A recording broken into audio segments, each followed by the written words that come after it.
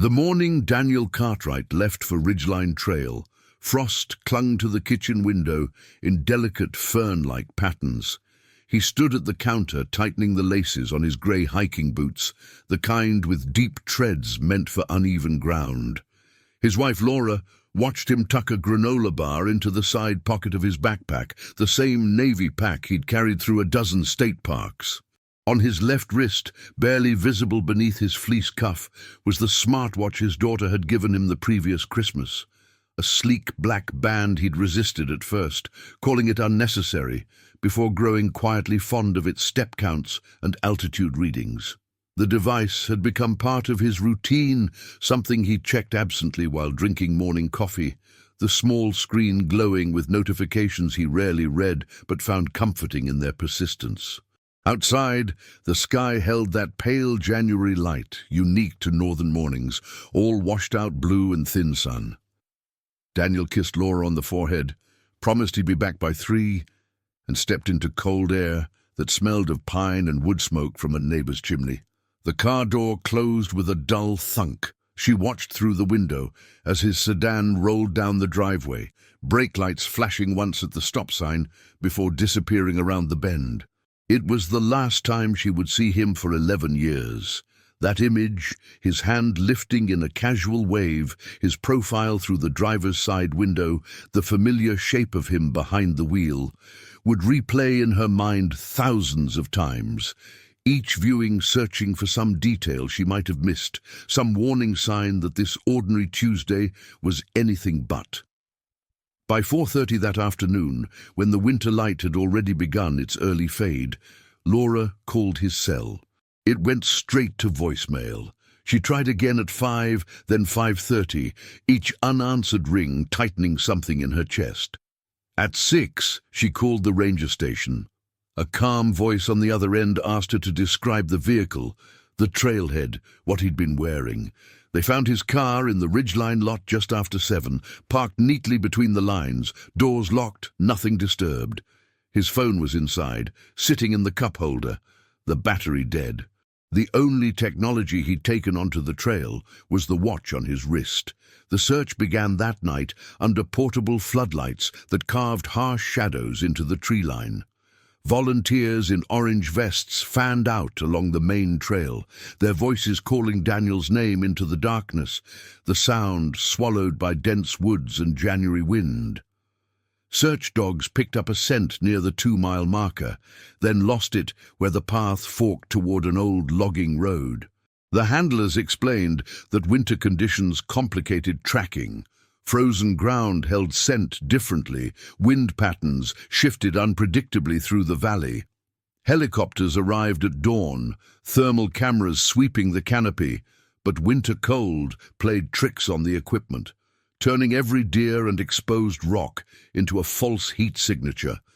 The pilots made pass after pass, grid-searching the forest in systematic sweeps that yielded nothing. If you're watching from somewhere far from these woods, or maybe somewhere close to trails like these, drop a comment and let us know where you're tuning in from. And if this story pulls you in the way it pulled us, consider subscribing. We cover mysteries like Daniel's every week, the kinds of cases that demand patience, detail, and hope that answers still exist, even when the trail goes cold. By the 3rd day, the search perimeter had expanded to cover 14 square miles. Local news stations ran Daniel's photo, a man in his early 40s with kind eyes and graying temples, the kind of face you might see coaching Little League or helping a neighbor fix a fence. Tips flooded the hotline. Someone claimed to have seen a man matching his description hitchhiking near the interstate. Another caller reported a figure wandering through a gas station parking lot 30 miles west. Both leads dissolved under scrutiny. The hitchhiker turned out to be a college student. The figure at the gas station had been there 2 weeks prior. A third tip seemed more promising. A couple camping in the area reported hearing someone calling for help the night Daniel disappeared. But when investigators scoured that sector with fresh teams and equipment, they found only animal tracks and the remains of an old campfire, cold for months. Laura set up a command center in their living room, a folding table covered in maps marked with colored pins, each one representing a reported sighting or searched zone. She stopped sleeping in their bed, couldn't bear the empty space beside her, and instead dozed in the armchair near the window, waking at every car engine, every rustle of wind. Their daughter, just 19 then, came home from college and took over the phone tree, coordinating volunteers, updating the Facebook page that had become a hub for the search effort. Within a week, the page had 15,000 followers. Strangers from across the country sent prayers, shared posts, donated to the search fund. The attention was overwhelming and necessary, keeping Daniel's face visible when the natural tendency of news cycles was to move on to fresher tragedies. Weeks bled into months. The case file on the sergeant's desk grew thicker. Witness statements, topographic surveys, weather reports from the day Daniel vanished, all meticulously cross-referenced and yielding nothing conclusive. They dragged the small creek that ran parallel to the logging road, checked abandoned hunting cabins, interviewed every registered hiker who'd signed the trailhead log that week. One detective, a soft-spoken woman named Briggs, with a habit of clicking her pen when she thought, spent hours studying the smartwatch data recovered from Daniel's cloud account. The device had logged his hike up to the 2-mile marker, tracked his heart rate climbing steadily, recorded an elevation gain of 800 feet, then simply stopped transmitting at 11:47 in the morning. There was no spike in heart rate to suggest panic or injury. No unusual movement patterns. Just normal hiking biometrics followed by silence. Briggs consulted with technology experts, trying to understand what could cause such a clean cutoff. Dead battery seemed unlikely. The watch had been fully charged that morning and should have lasted at least 2 days. Physical damage was possible, but typically devices failed gradually or erratically rather than stopping mid-transmission. The most logical explanation was that the watch had lost signal in a dead zone, a pocket of terrain where cellular and GPS coverage simply didn't reach. But that didn't explain why Daniel hadn't emerged from such a zone. Why the watch never reconnected even briefly to upload cache data, why there was no digital trace of him anywhere after that timestamp. Spring arrived and painted the forest in new greens that felt like a betrayal. Search efforts scaled back. The case shifted from active rescue to long-term missing persons.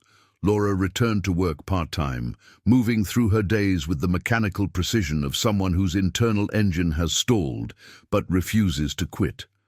She kept Daniel's coffee mug on the counter, never washed it, never put it away. On holidays, she set a place for him at the table, an empty chair that her daughter learned not to mention. Friends stopped asking if there had been any news, the question too painful to repeat when the answer was always the same. The casseroles stopped coming. The concerned phone calls dwindled. Life moved forward around Laura's stillness, and she resented it even as she understood it was necessary. The procedural machinery continued turning in the background. Every 6 months, Briggs would re-enter Daniel's information into national databases, checking against unidentified remains, hospital admissions, and Jane and John Doe cases. She submitted his DNA to CODIS, the combined DNA index system used to match profiles across jurisdictions. The process involved swabbing the inside of Laura's cheek. As Daniel's closest living relative, her DNA could establish familial connections if partial remains were ever found. She filed requests with credit bureaus, watching for any transaction that might indicate he'd used a card or opened an account. She contacted homeless shelters, addiction recovery centers, mental health facilities, anywhere someone in crisis might appear. Nothing. It was as if Daniel Cartwright had walked into those woods and simply ceased to exist in any recordable form. Laura attended support groups for families of the missing, sat in church basements on Tuesday nights with people who understood the particular cruelty of not knowing. One woman had been waiting 16 years for word of her son. Another had just marked the second anniversary of her husband's disappearance from a fishing trip. A man whose sister had vanished during a road trip spoke about the toll on his marriage, how his wife couldn't understand why he kept searching when logic suggested the worst. They talked about ambiguous loss, the psychological term for grieving someone who is physically absent but not confirmed dead, a kind of emotional purgatory that prevents closure. Laura learned coping mechanisms, setting aside designated worry time, creating rituals to mark the passage of years, advocating for policy changes that might help other families. She became vocal about the need for better coordination between jurisdictions, for standardized protocols when adults went missing, for recognition that adults could vanish just as completely as children and deserved equal resource allocation. By the 5th anniversary of his disappearance, the local news did a retrospective piece. By the 7th, even that stopped. His daughter graduated, got married, had a child. Milestones Daniel missed, empty spaces at celebrations where his presence should have been. Laura walked her down the aisle with Daniel's wedding ring on a chain around her neck. She held her grandson for the first time and whispered to him about the grandfather he would never know, describing Daniel's laugh, his terrible jokes, the way he sang off-key while making breakfast. The baby became a toddler who asked questions about the man in the photographs, why Grandma kept his coat in the closet, why there was an empty chair at dinner sometimes. Laura answered as honestly as she could, explaining that sometimes people get lost in ways that don't make sense, that loving someone means holding space for them, even when they're not there. She kept his cell phone number active, paying the bill every month, keeping that line open just in case.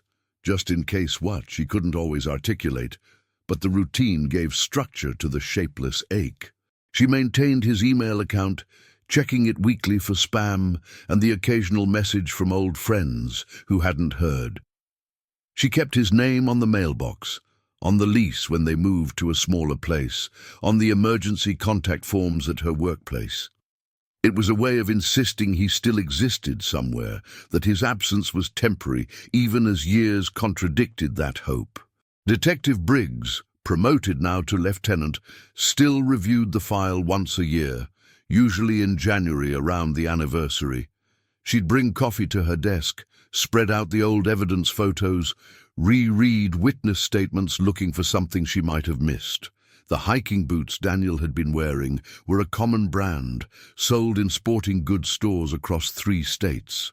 The trail itself saw hundreds of visitors each season, some who didn't bother signing the register, some who took unofficial side paths that weren't on any map. There were no enemies in his life, no financial troubles, no history of depression or erratic behavior. His medical records showed routine physicals, slightly elevated cholesterol he was managing with diet, no medications that might cause confusion or disorientation. He was, by every account, a man content with his quiet life, which made his vanishing all the more inscrutable. Briggs had worked dozens of missing persons cases, and the ones that haunted her were these: the people who disappeared from the middle of ordinary days with no clear reason, no pattern, no answers. She'd consulted with experts in wilderness survival and search psychology. They talked about the ways people could vanish in seemingly open terrain, falling into concealed ravines, becoming disoriented by sudden weather changes, suffering medical emergencies in areas where they wouldn't be visible from trails or air. They discussed statistics showing that most lost hikers were found within 72 hours if they were going to be found alive, that the first day was critical, that after a week the odds shifted dramatically. They acknowledged the rare cases of people living off-grid after memory loss or psychological breaks, but cautioned against building false hope on outlier scenarios. Briggs listened to all of it, and still kept Daniel's file on her active caseload, refusing to let him become just another statistic. Then, on a Tuesday morning in late October, 11 years and 9 months after Daniel walked into those woods, a notification pinged on Briggs's computer. An automated alert she'd set up years ago, linked to Daniel's old accounts and identifiers, something she'd almost forgotten existed. The alert came from a technology company's data recovery team, flagged because a device registered to Daniel Cartwright had suddenly connected to a cellular network and uploaded stored activity data. Briggs stared at the screen, her coffee going cold in her hand. The smartwatch, the one that had gone silent at 11:47 on that January morning. According to the notification, it had reconnected 3 days ago, transmitted a backlog of stored information, and was currently pinging from a tower near a small town called Riverside, 200 miles southeast of the original search area. She read the notification 3 times to make sure she understood it correctly. The device had been offline for over a decade, then suddenly came back to life and dumped years of cached data into the cloud. The timestamp showed it had been active during those missing years, recording movement, biometrics, location data whenever GPS was available, storing it all locally when no signal existed. This wasn't someone finding an old watch and powering it on. The data pattern showed continuous use, daily wear, active tracking across years and geography. Someone had been wearing Daniel's smartwatch for 11 years, and now that someone was in Riverside. Briggs called Laura first, chose her words carefully, warned against premature hope while her own pulse hammered. She explained what the alert meant, what it might indicate, all the possibilities that ranged from miracle to mistake to cruel coincidence. Laura listened in silence, then asked the only question that mattered. Could it really be him? Briggs said they would find out, that she was contacting local authorities immediately, that Laura should stay by the phone. Then she contacted law enforcement in Riverside, requesting they investigate the signal source with urgency but caution. This could be a breakthrough or a dead end, and approaching it wrong could mean losing the only lead they'd had in a decade. Within hours, they'd traced the transmission to a rural property on the outskirts of town, a faded green farmhouse set back from the road behind a row of overgrown cedars. The property belonged to a man named Victor Henley, 68, a recluse with no criminal record beyond a decades-old DUI. County records showed he'd owned the land for 40 years, paid his taxes on time, had no complaints filed against him. Neighbors described him as quiet, kept to himself, occasionally came into town for supplies, but mostly stayed on his property. No one reported seeing anyone else living there, but Henley's land was large enough and isolated enough that another person could exist there without drawing attention. When officers approached the house, they found Henley on the porch, uncooperative but not aggressive. He claimed he lived alone, hadn't seen any strangers, didn't know anything about a smartwatch. His demeanor was defensive but not panicked, the reaction of someone who disliked authority and intrusion rather than someone actively hiding something. They explained they were investigating a missing person. That electronic evidence suggested a connection to his property. He maintained he didn't know what they were talking about. They obtained a warrant based on the smartwatch location data, the long-term missing person status, and reasonable suspicion that someone matching Daniel's description might be on the premises. The search took 3 hours. The farmhouse itself was cluttered, but not alarming. Stacks of old newspapers, dusty furniture, a kitchen that hadn't been updated since the 70s. The barn contained rusted farming equipment and bales of rotting hay. It wasn't until they reached a converted shed behind the main house, partially hidden by overgrown lilac bushes, that they found evidence of recent habitation.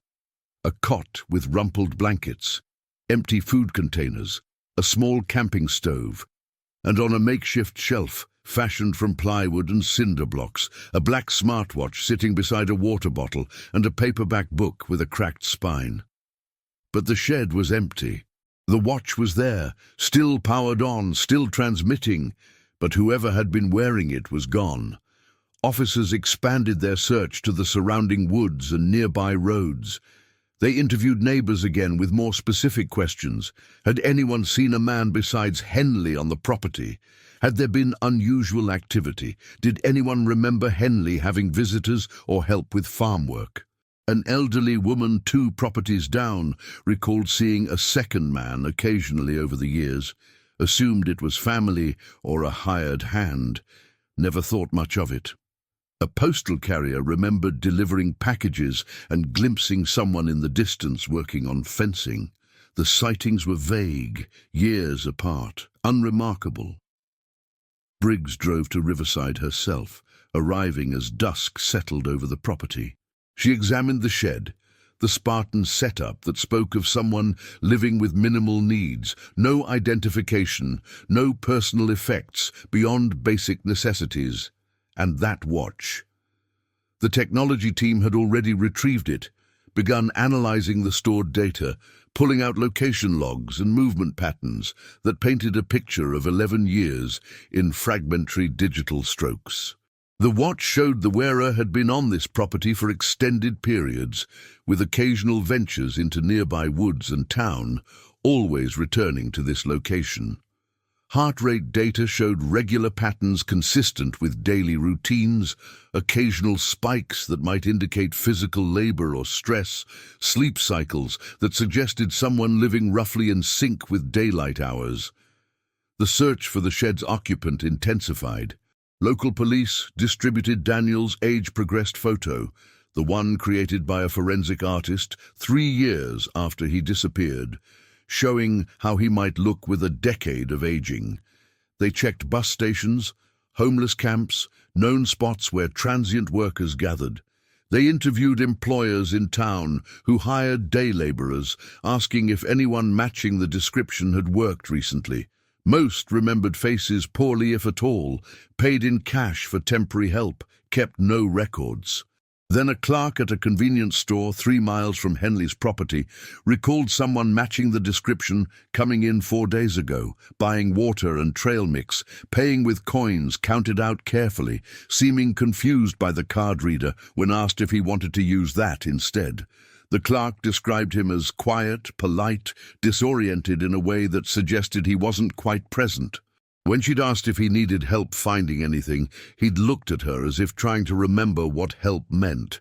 He'd been wearing a watch that seemed too nice for his worn clothing, clean but outdated, like someone who'd dressed from a thrift store bin. She'd noticed because her son had the same model, had mentioned it, and the man had looked at his wrist as if surprised to find the watch there. He'd left walking east toward the state highway. With this information, police expanded their search to that corridor, checking rest stops and truck stops, places someone on foot might seek shelter or food.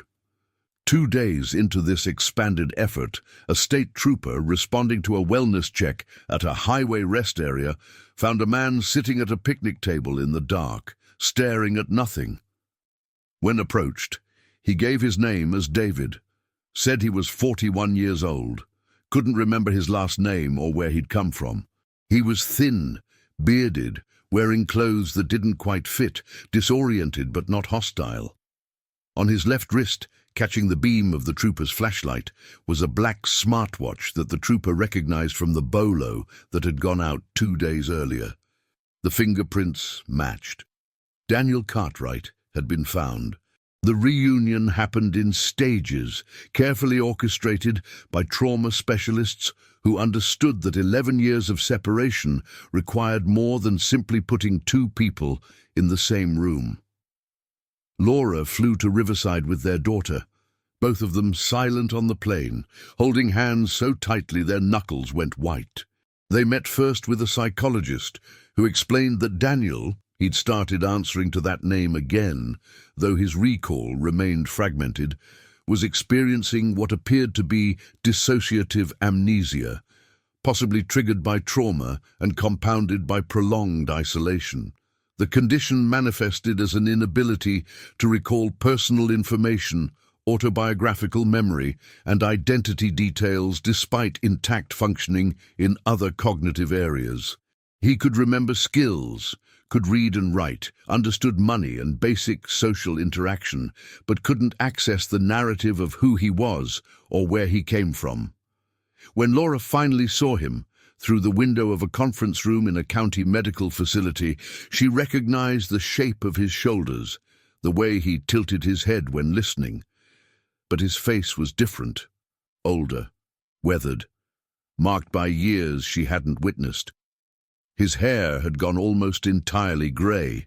Lines bracketed his mouth that hadn't been there before. His hands, when he lifted them to gesture at something the doctor was saying, were roughened and scarred from outdoor work. He looked up when she entered, and something flickered in his expression. Not quite recognition, but maybe the ghost of it, the way you might react to a familiar song played at a distance, catching just enough melody to know you've heard it before without being able to name it. He noticed her looking at his wrist, at the smartwatch, and touched it reflexively, a gesture that broke something open in her chest. That watch had been a gift from their daughter, chosen carefully, wrapped in paper printed with little stars. They'd laughed because he'd insisted he didn't need it, that tracking steps was silly, that he knew when he was getting enough exercise. Yet he'd worn it every day, had taken it on that last hike, and somehow it had survived 11 years and brought him back to them. They started with photographs. Laura had brought albums, pictures of their wedding where they both looked impossibly young, their daughter's childhood documented in school photos and birthday parties, vacations they'd taken to the coast where Daniel had taught their daughter to skip stones. Daniel studied them with the focused confusion of someone trying to solve a puzzle with missing pieces. He said the faces felt familiar, the way a dream feels familiar, present but untouchable. He could recognize that he should know these people, that some significance attached to them, but couldn't access the emotional memory that would make them real. He looked at a photo of himself holding his infant daughter and felt nothing except a vague sadness that he couldn't feel more.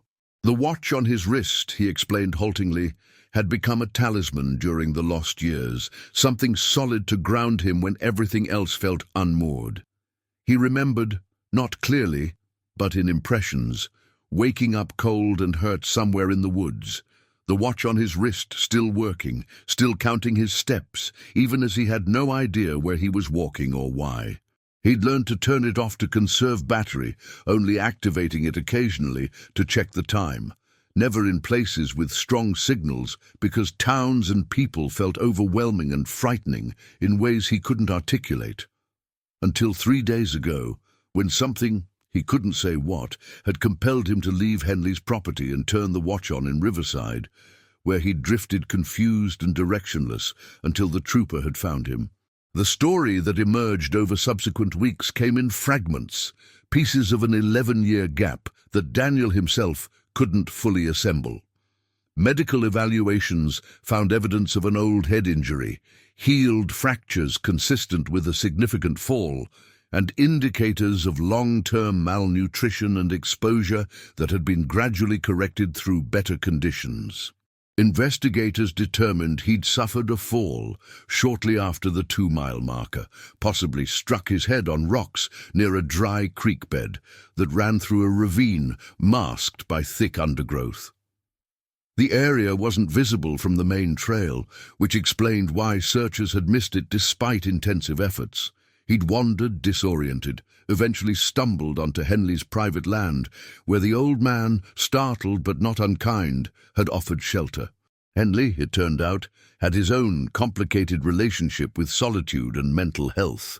Interviews with his few remaining acquaintances revealed a man who'd lived alone for decades after his wife left him, who'd struggled with depression and anxiety, who'd found societal expectations exhausting, and had gradually withdrawn to his farm, where the only demands were the ones he placed on himself. When Daniel appeared, confused, injured, unable to say who he was, Henley made a choice that defied easy judgment. He didn't call authorities. He didn't ask probing questions. He offered the shed as shelter, shared food, accepted Daniel's presence as a kind of companionship neither of them examined too closely. Daniel had lived in that shed for 9 years, doing odd jobs around the property, helping with repairs and basic maintenance, never venturing into town, existing in a suspended state where the past had dissolved and the future seemed irrelevant. Henley, investigators came to understand, was not a kidnapper in any conventional sense, but rather someone whose own psychological struggles had normalized a situation that should have prompted intervention.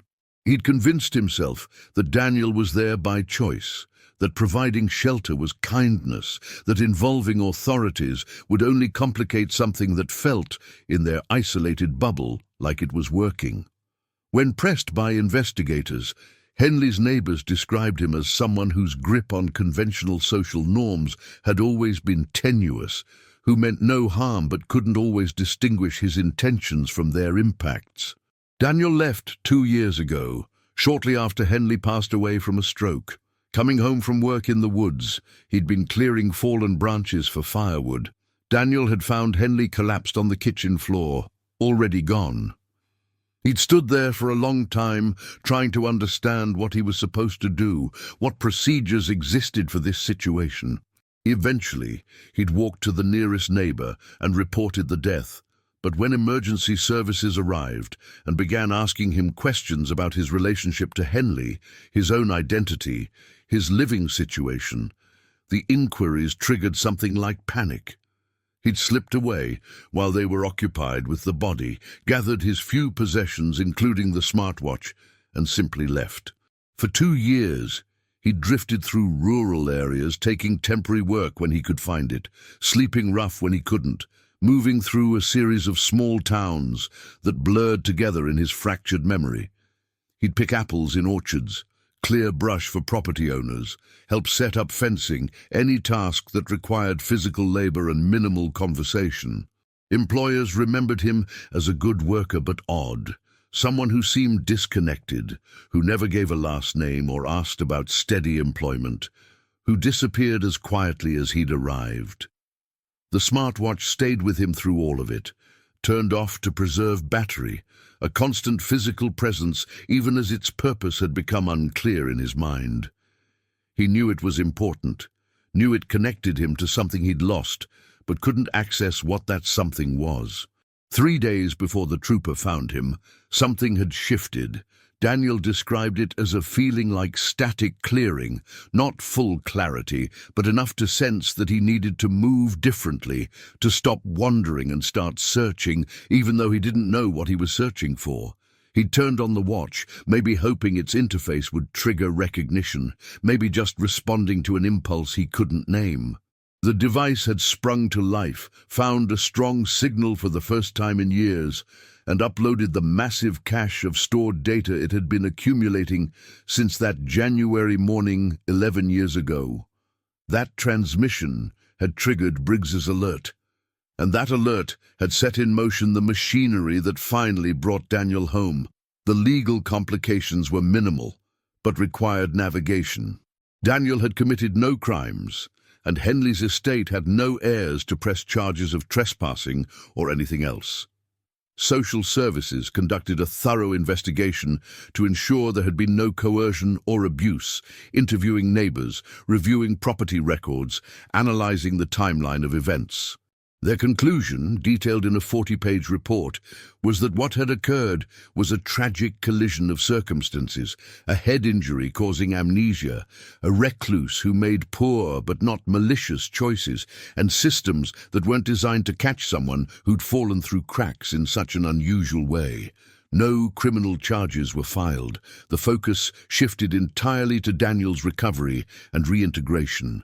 The real work was therapeutic, rebuilding connections, processing trauma, helping Daniel integrate fragmented memories with present reality. He was placed in a specialized facility that worked with dissociative disorders and traumatic brain injuries, a place that understood his needs were complex and couldn't be resolved quickly. Therapists used various techniques: phototherapy, revisiting meaningful locations when he was ready, working with familiar objects, gradually expanding his comfort zone. Progress was measured in small victories. He remembered their daughter's name one Tuesday during a session. He recalled their wedding song 2 weeks later. A month in, he had a breakthrough when looking at his old woodworking tools, muscle memory engaged, and he built a simple birdhouse without thinking, his hands knowing what his mind couldn't access. Their daughter, now a mother herself, brought Daniel's grandson to visit once the therapists cleared it. The small boy, who'd only known his grandfather from photographs, approached cautiously, clutching a toy truck. Daniel watched him with careful attention, the kind of focus someone might give a wild animal they didn't want to startle. The boy showed Daniel how the truck's wheels turned, how it could drive up ramps made from blocks, and Daniel, moving slowly, built a ramp from magazines and helped the truck complete its journey. It wasn't recognition exactly, but it was connection, and for Laura, watching from the doorway, it was enough to build on. Laura learned that rebuilding was not the same as recovering. The Daniel who'd left that January morning existed only in memory now. This Daniel carried 11 years she hadn't lived, experiences he couldn't articulate, absences he couldn't fill. She'd imagined reunion as a restoration, a return to what they'd been, but the therapists helped her understand it was actually a beginning, a chance to build something new from the pieces that remained. They attended couples therapy, worked with specialists who understood that his amnesia and her grief were both valid, that bridging them required patience and willingness to let go of expectations. Some days he remembered fragments, the smell of the forest the morning he'd fallen, the sound of Henley's radio playing country music in the farmhouse, the feeling of walking at dusk with nowhere particular to go. Other days everything was fog and confusion, and he'd apologize for not being the person she remembered, and she'd have to remind him that loving someone didn't require them to stay unchanged. They learned to communicate across the gap those lost years had created. Laura would tell stories about their life together, not pushing him to remember, but offering them as gifts, as ways to understand who they'd been. Daniel would describe his experience of the present, how things felt new and old simultaneously, how he knew intellectually that this was his life, but experienced it as watching a movie where he played the main character without having read the script. They developed new rituals, morning walks where they didn't talk about the past, just focused on what was in front of them. Cooking meals together where Daniel could learn her preferences fresh rather than struggling to recall them. Reading before bed, something they'd done before and could do again without memory. The smartwatch became a kind of bridge between worlds.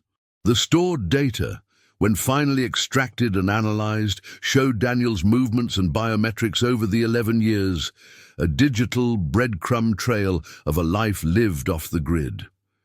It mapped his daily routines at Henley's property, morning walks to the creek, afternoons working in the vegetable garden, evenings sitting on the shed's small porch. It showed his heart rate patterns, regular and calm most days, occasionally spiking in ways that might correspond to moments of distress or physical exertion. It documented his sleep cycles, the gradual improvement in his health after the initial injury, the slow establishment of routine in the absence of memory. Technology meant to track fitness had inadvertently documented a man's journey through dissociation and survival, proof of existence, when existence itself had become questionable. 8 months after his return, Daniel stood with Laura at a press conference organized by a missing persons advocacy group. He was clean-shaven now, hair trimmed, wearing clothes that fit, speaking in measured sentences that sometimes trailed off when memories wouldn't cooperate. He talked about the importance of databases, of keeping profiles active, of never assuming someone missing has simply chosen to disappear. He described what it felt like to exist without context, how the smartwatch had been a physical anchor to continuity even when he couldn't remember why. He thanked the detective who'd never closed his file, the trooper who'd recognized something was wrong and called for help, the specialists who were helping him piece himself back together. His voice cracked once when thanking Laura for waiting, for not accepting that absence was permanent. Laura spoke about families who were still waiting, about the specific cruelty of not knowing, about policy changes that could improve coordination between jurisdictions and funding for long-term missing persons investigations. She'd become an advocate in the years Daniel was gone, and she spoke now with the authority of someone who'd lived what she was describing. She talked about the need for better protocols when adults go missing, for recognition that people over 18 deserve the same urgency as missing children, for resources that support families through years of uncertainty. She discussed the importance of technology in modern searches, how GPS and cell phone data and devices like smartwatches could provide information traditional methods missed, how digital forensics needed to be integrated into standard investigation procedures. Their daughter announced the formation of a foundation focused on supporting families of the missing and funding research into dissociative disorders related to trauma. The organization would provide financial assistance for search efforts, connect families with specialized legal and therapeutic resources, advocate for policy changes at state and federal levels, and support scientific research into traumatic amnesia and its treatment. They'd already secured initial funding and were partnering with universities and medical centers. She spoke about turning their specific tragedy into broader impact, about honoring the lost years by ensuring other families might have shorter waits, better outcomes, more comprehensive support systems. They moved to a smaller house with fewer memories embedded in the walls, started building new routines that accommodated who they both were now, rather than trying to resurrect who they'd been. Daniel took up woodworking again, the muscle memory returning more easily than cognitive recall, finding comfort in the tangible nature of shaping something with his hands. He built bookshelves for their daughter, a toy chest for his grandson, small pieces that established his presence in their lives through creation rather than recollection. Laura returned to the support group, but now as someone who could offer the one thing the others needed most: evidence that return was possible, that waiting sometimes ended, that the gap between hope and outcome could close even after more than a decade. On the second anniversary of his return, they hiked a different trail, one with gentle slopes and wide paths, staying together the entire time. Daniel still wore the smartwatch, though he'd upgraded to a newer model with more features he barely used. The old one sat in a glass case at home, preserved as an artifact of the journey it had documented, its battery finally depleted, but its data backed up in multiple locations. Researchers had asked to study it, interested in what they could learn about long-term data storage in consumer devices, about the gaps between signal losses, about what the biometric patterns might reveal about living with dissociative amnesia. Laura had agreed, with the condition that it would eventually come back to them, that this piece of technology that had bridged 11 years of absence deserved to be kept safe. During their hike, Daniel noticed frost on leaves that reminded him of something, a morning kitchen scene he couldn't quite grasp but felt hover at the edges of his awareness. He mentioned it to Laura, this ghost of a memory, and she described that last morning in detail: the patterns on the window, the granola bar, the kiss on her forehead, the wave as he drove away. He listened carefully, and though the memory didn't fully resolve, he felt something settle into place, some acknowledgement that the story she told was his story too, even if he experienced it as history rather than memory. Not all missing persons cases resolve. The vast majority remain open, families waiting through years that become decades, aging photographs on bedside tables, unanswered questions that echo through generations. But Daniel's return sparked renewed interest in cold cases across the state, prompted reviews of unsolved disappearances from the past 20 years, and reminded investigators that sometimes the break comes from unexpected places: a device reconnecting, a routine database check, a small miracle of timing and technology. It validated the families who kept paying phone bills, who refused to pack away belongings, who treated absence as temporary even when every logical analysis suggested otherwise. It gave them permission to hope in ways that felt irrational, because if Daniel could come back after 11 years, maybe their missing person could too. Detective Briggs, now considering retirement, said in an interview that Daniel's case taught her never to assume the story is finished.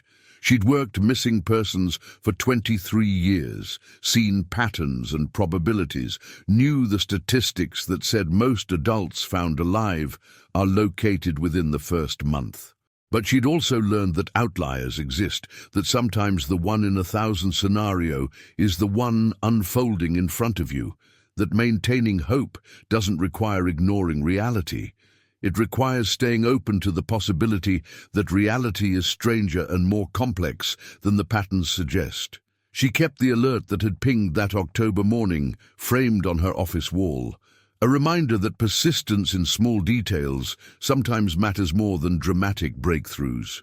The grey hiking boots Daniel had been wearing that January morning were never found. Lost somewhere in the woods, or discarded during his years away, decomposed into soil, or carried off by animals. Returned to the forest in the way organic things do. But the smartwatch, that gift his daughter had given him one Christmas, when everything was ordinary and intact, had become something more than a fitness tracker. It was evidence that connection could persist across impossible distances, that data could outlast memory, that even when everything else fails, sometimes a signal finds its way home. The data it stored told a story of survival in its own language, step counts that showed daily routines, heart rate patterns that mapped distress and calm, GPS coordinates that traced a path through years of unknowing. Technology and human resilience had intersected in ways the designers of such devices never anticipated. They built it to count steps and track sleep. It ended up documenting a man's journey through the dissolution and slow reconstruction of self, becoming the thread that tied him to the life he couldn't remember and the family that refused to forget him. Daniel continues to work with therapists, some weeks showing progress, others revealing how deep the fractures go. He's learned to introduce himself with his full name, even though it still feels like borrowed clothing, something he wears because others expect it, rather than because it fits naturally. He's developing new memories with his grandson, relationships that don't require him to recall a past. He's finding ways to exist in the present without the weight of 11 lost years crushing him, without constantly feeling he owes everyone the person he used to be. Some days are harder than others, but the trajectory moves toward integration, toward building a life that acknowledges the gap without being defined entirely by it. Laura has her own healing to navigate, her own therapist to help process 11 years of grief that doesn't simply evaporate because the person returned. She's learning that relief and loss can coexist, that she can be grateful he's alive while mourning the years they lost, that loving this version of Daniel doesn't betray her love for the man who left for a hike one January morning. She's learning that recovery isn't linear, that some days she'll resent having to rebuild what they had, that forgiveness of Henley, of the systems that failed them, of Daniel for leaving even though it wasn't his choice, is a process rather than a decision. Their story has been featured in documentaries, written about in newspapers, used as a case study in training programs for search and rescue teams, discussed in medical journals exploring dissociative amnesia. It's become larger than just their experience, transformed into a symbol of various things: the importance of persistence, the potential of technology, the complexity of memory, the resilience of love. They've accepted this expansion of their private trauma into public narrative because they believe it serves a purpose, helps other families, advances understanding. But in quiet moments in their smaller house with its new routines, it's simply their life, complicated, imperfect, still unfolding, marked by an absence that has shape and weight even now that the missing person has returned. The smartwatch in its glass case catches light from the window sometimes, its blank screen reflecting nothing. But the data it carried still exists in servers and backups, a testament to what persists when memory fails. to how connection can survive disconnection, to the ways we leave traces even when we can't remember leaving them. Daniel's 11 years weren't entirely lost. They were stored in a device on his wrist, waiting for the moment when signal and circumstance aligned to bring him home.